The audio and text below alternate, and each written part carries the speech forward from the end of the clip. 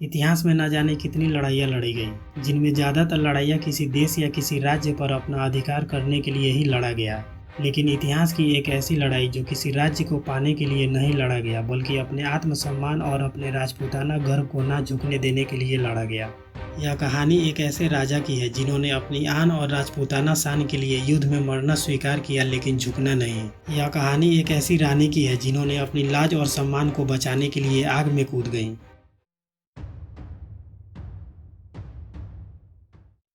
सिंघल राज की राजकुमारी पद्मावती। उनके पिता का नाम गंधर्व सेन और माता का नाम चंपावती था।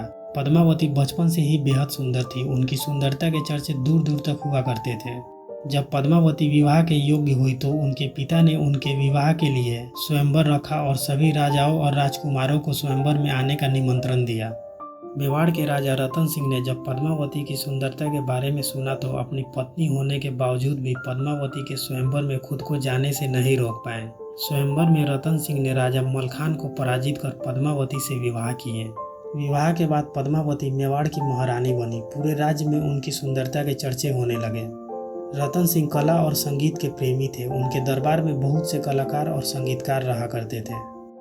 उनके दरबार में राघव चेतन नाम का एक संगीतकार था। वह कला के साथ जादू टोना भी किया करता था। जब राजा रतन सिंह को राघव चेतन के काला जादू के बारे में पता चला तो उन्होंने राघव चेतन को लज्जित कर गधे पर बिठाकर पूरे राज्य में घुमवाया और उसे राज्य से बाहर निकाल दिया। राघव चेतन ने रतन सिंह से अपने अपमान का बदला लेने की ठान ली। उस समय दिल्ली का सुल्तान अलाउद्दीन खिलजी था। राघव चेतन ने योजना बनाकर अलाउद्दीन खिलजी के नज़र में खुद को उसका विश्वासी बना लिया और खिलजी के सामने रानी पद्मावती की सुंदरता का बखान करने लगा कि पूरे हिंदुस्तान में रानी पद्मावती जैसी खूबसूरत स्त्री और कोई नहीं। रानी पद्मावती अद्वितीय सुंदरी हैं।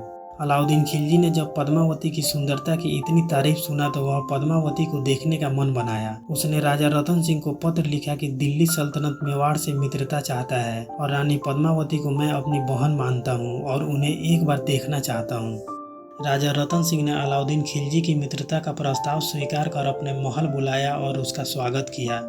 जब अलाउद्दीन खिलजी ने रानी पद्मावती को देखने की बात कही तो रतन सिंह ने कहा कि राजपूताना औरतें बिना घूंघट के किसी गैर मर्द के सामने नहीं आया करती, लेकिन आप हमारे अतिथि हैं और राजपूत अपने अतिथियों का सम्मान करते हैं। रानी पद्मावती आपके सामने नहीं आ सकती, आप उन्हें आईने में देख सकते हैं।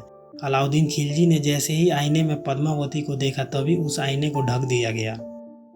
खिलजी गुस्से से वहां से चला गया। अलाउद्दीन खिलजी मोह वासना में आकर रानी पद्मावती को पाने के लिए राजा रतन सिंह को दावत पर अपने महल बुलाया और उन्हें कैद कर लिया और मेवाड़ संदेश भेजा कि रानी पद्मावती को उसे सौंप दिया जाए तो वह रतन सिंह को आज़ाद कर देगा।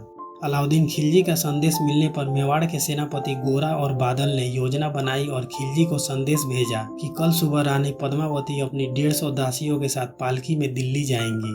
यह संदेश सुनकर अलाउद्दीन खिलजी खुशी से पागल हो रहा था कि रानी पद्मावती को पाने का उसका सपना पूरा होने वाला है।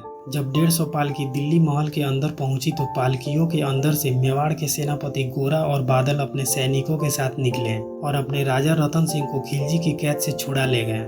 जब यह बात अलाउद्दीन खिलजी को पता चली तो उसने गुस्से में आकर चित्तौड़ पर आक्रमण कर दिया, लेकिन खिलजी की सेना का चित्तौड़ किले में अंदर जाना इतना भी आसान नहीं था। अलाउद्दीन खिलजी की सेना ने पूरे किले को घेर लिया और किले के अंदर आने जाने पर रोक लगा दिया।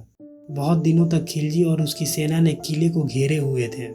अलाउद्दीन खिलजी ने रतन सिंह को संदेश भेजा कि रानी पद्मावती को उसे सौंप दिया जाए तो वह अपनी सेना समेत दिल्ली लौट जाएगा और चित्तौड़ पर कभी आक्रमण नहीं करेगा। लेकिन शायद अलाउद्दीन खिलजी यह नहीं जानता था कि राजपूत मर सकते हैं लेकिन अपना आत्मसम्मान त्याग नहीं सकते।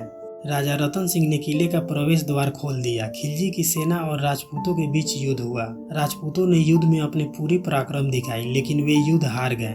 खिलजी की सेना ने पूरे राजपूतों को मार डाला। जब रानी पद्मावती को राजपूतों की हार का संदेश मिला तो उन्होंने अपनी लाज और सम्मान को बचाने के लिए किले में विशाल अग्निकुंड जलवाया और महल के 1600 महिलाओं के साथ अग्निकुंड में जौहर कर लिया। रानी पद्मावती को पाने का अलाउद्दीन खिलजी का सपना हमेशा के लिए सपना ही रह गया। आपको यह वीडियो कैसी लगी कमेंट करके ज़रूर बताएं और अभी तक आपने इस वीडियो को लाइक नहीं किया है तो वीडियो को लाइक कर चैनल को सब्सक्राइब जरूर कर लें।